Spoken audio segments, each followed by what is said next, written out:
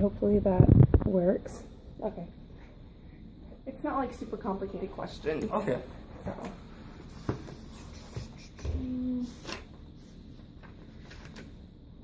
Okay. So what is your current job title, position, and how long have you been teaching? Third grade teacher, and this will be my second year. So last year was my first year.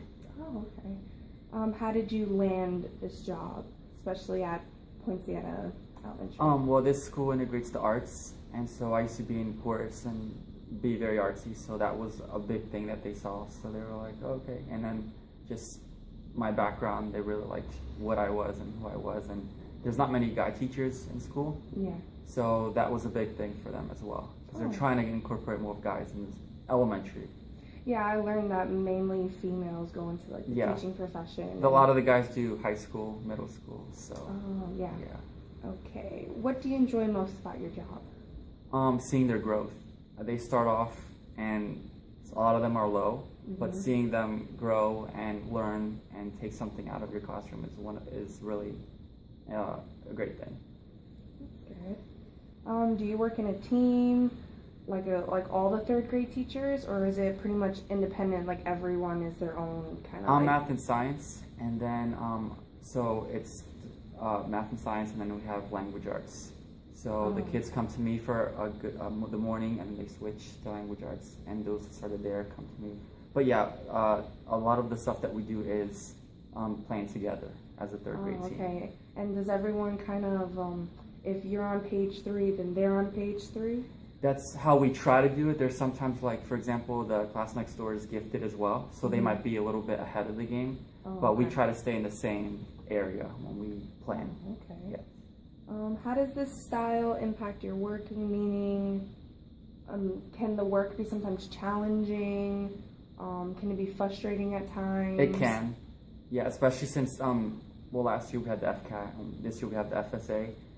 So it's something that determines whether they move on to 4th grade. So that's tough sometimes too, because they could get an A here, but if they don't pass a certain portion of that test, they can't move on. It's a lot of pressure. So it is. It's a lot of pressure on the kids, but we make sure that they know that they can do it. So is the FCA like the new FCAT? FSA. FSA. Yeah, it's taking the place of it. They don't know if it's going to retain them yet. It's still being talked about. Oh, okay. But yeah, we'll find out soon if that retains them. What do you like least about your job? Least? Waking up early? Probably, because honestly, this is one of the best jobs ever.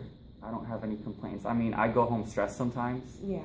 And the pressure's high on the teachers, but maybe just the early part, but. What was your major in college? Did you start off with a certain major? No, I started off as a science major, and then I got a job at a preschool after school, and I started realizing that's what I wanted to do. So I switched my major, and it's the best decision ever. Oh, okay. So. Yeah, because there's people in my intro teaching class that first they started off with one major, and then they completely flipped. Yeah, I was actually going to become a vet. Oh, okay. So, and then like 3 years later, I decided to switch, and starting over was rough because I'm like, I have to be here a lot longer, but it was worth it in the end. Yeah, I originally wanted to be a vet, then a lawyer, then teacher. Right. Yeah, I mean, I'm still in that first beginning stage of college, so it's kind of like. You'll love it. I mean, you'll love it. It's a really great career. Please describe your career path. Like, where did you go to school and stuff like that? USF is where I went to college, and that's where I graduated as well. And then I tried looking for jobs up there, but then I started applying here too, because I started realizing that I can't just stay in one area. And when I got this job, I pretty much moved and came here and started here. So what classes did you take while you were, if you remember the classes that you took in college? Probably the same ones that you might be taking. I had to intern, I had to take ESOL classes, intro to ed, math, all that stuff. So. Yeah, because I was looking at the list and it says like elementary mathematics, intro to diversity, adult, something with behavior, adolescent behavior. It's classroom management, it's everything. So you'll probably do the similar things as me. Yeah. And then these are my own questions. Okay. How did you decide what grade you wanted to teach? Well, interning is a great thing because I had 3 interns, so I did kindergarten, 3rd, and 5th. So I was all over the board. And then when this position opened up, it was science and math, and that was my strengths. Oh, okay. So I was hoping to get it, and they called me as I was leaving the door and offered me the job. So I was really happy. That's and good. 3rd grade is kind of like that middle transition from like 2nd to, it's a big transition. Yeah.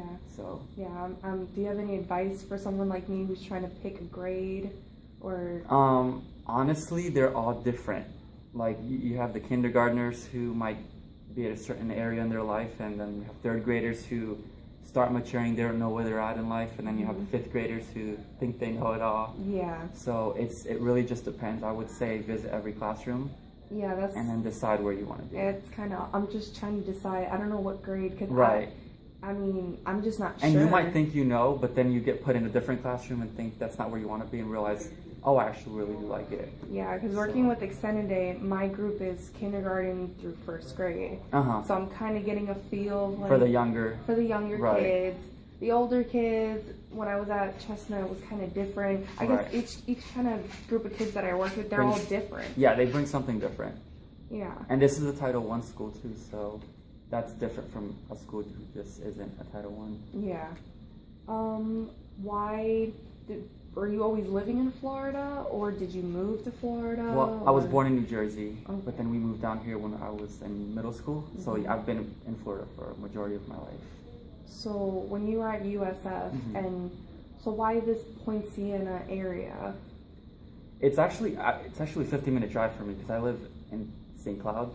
Oh. So it takes me a while, but honestly, when you graduate, I just wanted a job. So it didn't matter the distance, I just wanted to be in a classroom. So when they offered me this position, I didn't hesitate because it was the first school and it was literally as I walked out the door. Yeah. I mean, I was like, yes, I'll take it. So it was pretty much, you were looking for the most available. That and I love the arts. I mean, when we teach, we have to incorporate the arts. So I can do a lot of different things, whether it's with art or music, dance. So we incorporate that in the teachings too. So are you allowed to be more creative with your teaching? They want to see creativity, yes, definitely. Yeah, because I've heard in other schools they want you to teach a certain way. You can't go off. No, this school that's why it's an Academy of the Arts, because that's a big portion of the curriculum too. Oh, okay. And any advice for new teachers? Oh gosh, it's so crazy you interviewing me because I remember being you. Yeah. And I'm starting to remember like being nervous, but honestly, take everything that you get and you learn, write it down. I used to write everything down. And when you get your first classroom, I remember walking in and I was just like, I wanted to cry because it was empty. And I was like, where do I start? But once you start, you get it. Last year was a big learning experience for me, and I'm still learning. So just take everything and use it wisely, and you'll be fine. So if, let's say, it's my first day, what should I do to like get the class like moving, like, for me not to be nervous, since it'd be my first time like teaching a group of kids? Yeah. Like, what's a good way to like ease, like the nervousness and just like get everything flowing? Yeah. The parent or the open house was my first technical day of meeting all the kids last year. And that was probably the most nerve-wracking day for me because it was meeting the parents and talking to them. But I would say first day, come in and just be confident, because if they see that you're not, they feed off of that. Yeah. So come in confident, and classroom management is the biggest thing. If you come in and you kind of allow them to do certain things that just to be friendly, it's hard to bring them back. Yeah. So come in and just show confidence, and they will respect you for that. So is it good for a teacher to kind of be strict in the beginning, or should they like be kind of strict but also at the same time kind of... My first year, last year, I was more friendly, and so I had to bring them back. Oh, okay. So this year I started off stricter, but I was still open for them to understand that they can come to me if they need help. So it's trying to find that balance. Trying to be in the middle, but not letting them see that you're a friend, that you're an authority figure. Yeah, like you want to start off, you want to have the rules, have them follow the rules, rather than them thinking that they can do whatever they want, because then that's when you lose control. Exactly. And they're not going to learn, because there's going to be half of the room wanting to learn, the other half are just going to be doodling and sleeping and all over the place. So you just want to find that middle. Yeah. And classroom management is the biggest thing. You can learn you can know how to teach, but if you don't have control, it's a mess. But yeah, I would say classroom management is a big thing. That's good. Do you use incentives, like incentives or sorry. As far as like if you do something correct for a week. Yeah, like are you more we have verbal monthly or like physical stuff like stickers and candy and stuff? I do everything, and then we have monthly end of the month parties. So as you can see over there, I have a behavior hive. So blue is good, green is where they want to be, yellow, red. I have a chart, and then every day they get a color. So if they get a lot of yellows or reds, they don't come to that party. So that is an incentive for them to behave. Okay. So. And when it was open house, did you show the parents the behavior chart? Yeah, and then even because some of them didn't come, so we do have parent letters. So the first day they get that to take it home, so the parents know what's going on in the classroom. That's good. Yeah. Yeah, my teacher was talking about when her daughter was in school, they had to move their fish. Yeah, there's so many different ways to do it. Yeah. Yeah. Yeah, I'm trying. But since my theme is B, so that's why the behavior hive. So. Yeah, I'm trying to think. I'm just trying to get ideas now of how like I want. It can be stressful because I remember my first year, I was like, how am I gonna do this? But the more you do it, you'll be a pro at it. Okay, that's good.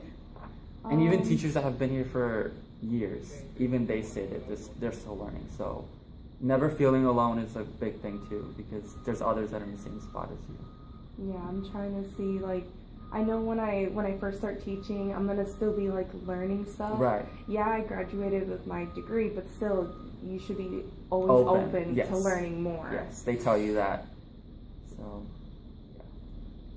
All right, I think that's pretty much all my questions. Okay. Well, thank you so much for coming and interviewing. Thank you for your time. You're welcome.